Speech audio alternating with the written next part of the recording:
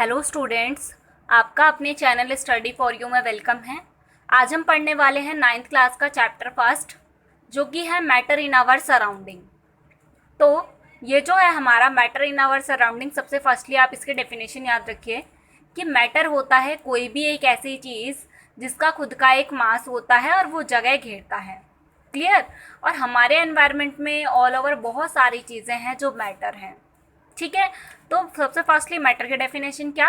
Anything that occupied space, कोई भी चीज़ जो क्या करती है, स्पेस ऑक्युपाइड करती है, एंड हैज़ मास, जिसका खुद का कुछ मास हो।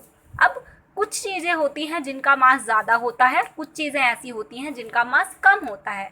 फॉर एग्जाम्पल के लिए आपके आसपास जो है क्या होते हैं, चेयर होते हैं, बुक होते हैं, पेन होते हैं, ट्रीज़ होते हैं, माउंटेन्स होते हैं, बर्ड्स होते हैं।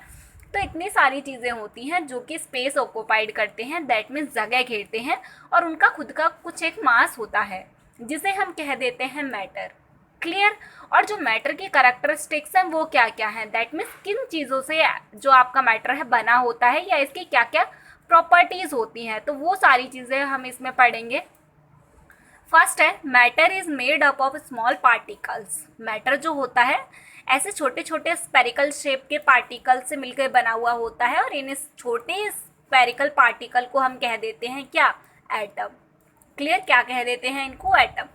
अब कुछ बच्चे सोच रहे होंगे कि ये स्पेरिकल क्या होता है। स्पेरिकल होता है 3D लाइक स्ट्रक्चर। ये हो गया एक सर्कल जिसकी ओनली बाउंड्री है, जिसे हम कहते हैं सर्कल। बट जब हम स्पेयर की बात करते हैं तो वो कैसा आ जाता है? 3D फॉर्म में आ जाता है। आपने बॉल देखा है, बॉल कैसा होता है? बिल्कुल 3D फॉर्म में होता है। वो होता है क्या? स्पेयर। क्लियर। जो हमारा मैटर है वो छोटे छोटे पार्टिकल से मिलके बना हुआ होता है, जिसे हम कह देते हैं एटम। क्लियर। और ये जो पार्टिकल्स होते हैं बहुत ही ज़्यादा छोटे होते हैं, जिन्हें हम कई बार तो नेक्ड आइज से देख लेते हैं और कई बार नहीं। अब कई बार का मतलब क्या हुआ कि सपोज कुछ पार्टिकल्स जो थोड़े बड़े होते हैं, जैसे कि मिट्टी के पार्टिकल्स होते हैं, रेत के पार्टिकल होते हैं, वो छोटे हैं पर हम उन्हें देख पाते हैं। और जो पार्टिकल उनसे बहुत ज़्यादा छोटे होते हैं उन्हें हम नहीं देख सकते अपनी आई से, पर हम उसे माइक्रोस्कोप वगैरह के हेल्प से देख सकते हैं। वहीं अगर बात करें जो ये पार्टिकल्स होते हैं कैसे होते हैं? कंटिन्यूसली मूविंग होते हैं। ये हमेशा मूव करते रहते हैं, पर डिपेंड करता है कि आपका मैटर कैसा है, उसके अकॉर्डिंग आपको पता चलेगा कि इसमें कितने ज़्यादा मूवमेंट होगी। ये चीज़ें हम आगे जो है डीपली डिस्कस करेंगे। फर्स्टली आप इतना याद रखो कि जो मैटर के पार्टिकल्स होते हैं वो कंटिन्यूस मूव करते रहते हैं। देन फोर्थ पॉइंट है this particle have space between them.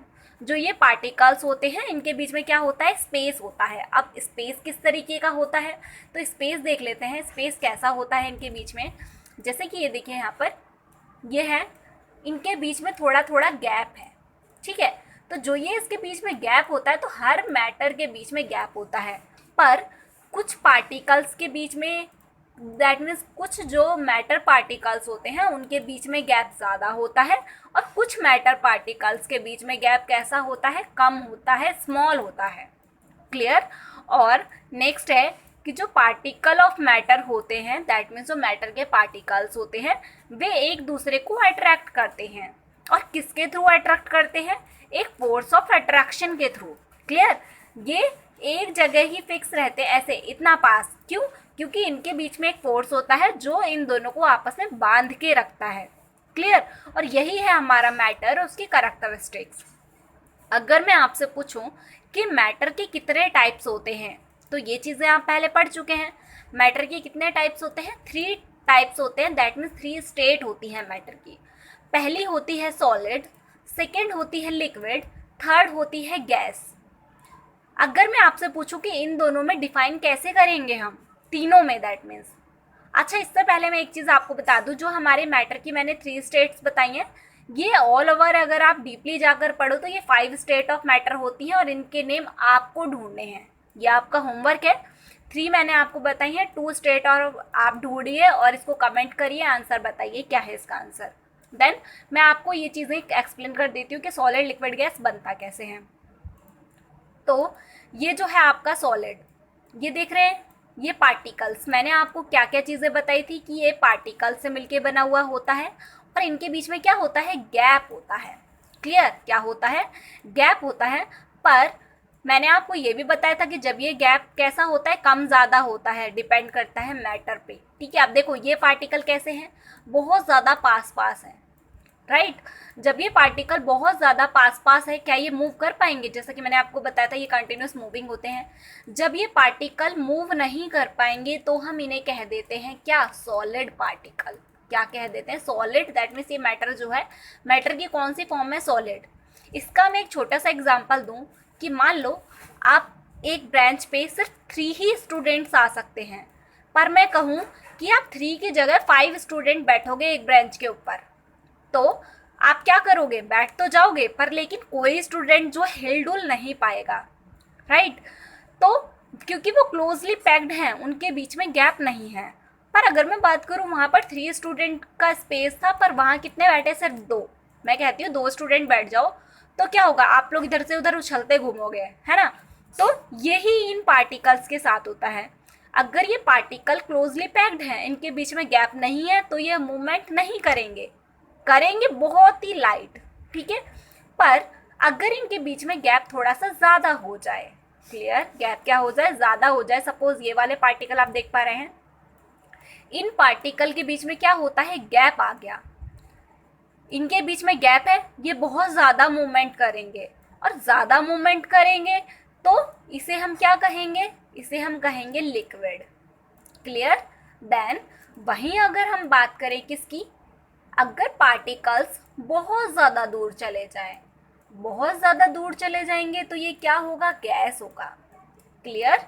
अब इसमें छोटे छोटे हम डेफिनेशन, इसके जो है डिफरेंस याद रख लेते हैं। सबसे फर्स्ट इसके पार्टिकल, देखो पार्टिकल से तो सारे ही चीज़ें बनी हैं, बट फर्स्ट वाले के पार्टिकल बहुत ही ज़्यादा क्लोजली पैक्ड हैं, सेकेंड वाले के थोड़ा सा लूज हैं पार्टिकल्स, थर्ड वाले के बहुत ही ज़्यादा लूज हैं।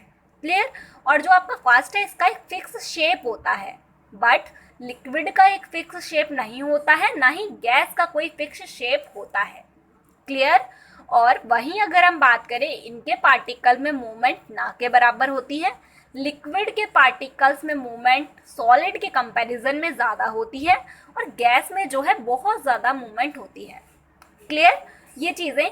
देन और इसके बाद क्या है कि ये जो आपका सॉलिड है, अगर हम इसे हीट कर दें तो क्या होगा, हीट करेंगे इसके पार्टिकल इस फॉर्म में आ जाएंगे। मान लो बर्फ़ है आपके पास, कैसा है, ऐसा, पर जब आप उसे गर्म करोगे तो उसके पार्टिकल दूर दूर चले जाएंगे, ठीक है, जो क्या बन जाएगा, पानी, जिसे हम कहते हैं लिक्विड।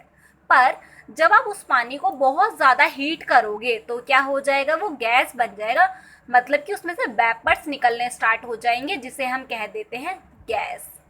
क्लियर। और सॉलिड आपका फ्लो नहीं कर सकता, पर लिक्विड फ्लो कर सकता है। दैट मीन्स आपने देखा है पानी को बहते हुए ना, तो लिक्विड की टेंडेंसी होती है कि वो फ्लो कर सकता है, और गैस की टेंडेंसी भी होती है कि वो फ्लो कर सकता है। और यही रीज़न है कि आपको काफ़ी दूर से जो है खुशबू क्यों आ जाती है, यही रीज़न है जो आपको खुशबू आती है। क्लियर। और इसके मेनली काफ़ी सारे डिफरेंस हैं, कुछ तो मैंने आपको यहाँ पर कवर कर दिए हैं, बाकी हम इसके अंदर समझते हैं। देखिए, particles are very very closely packed solid के। Clear. Then particle are less closely packed. Third है, पार्टिकल जो है बहुत ज़्यादा दूर होते हैं।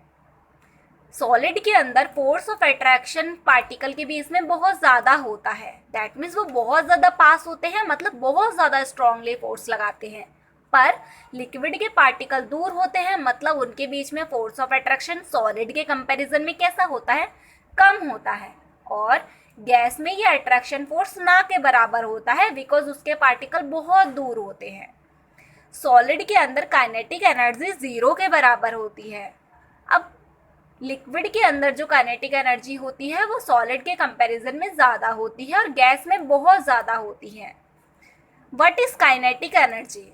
काइनेटिक एनर्जी देखिए क्या होती है, काइनेटिक एनर्जी होती है कि जो कि हीट है ना, हीट, जितनी ज़्यादा हीट होगी उतना ही जो काइनेटिक एनर्जी है ना वो मोर होगी। बात करूँ मैं आइस की, क्या आइस में हीट होती है?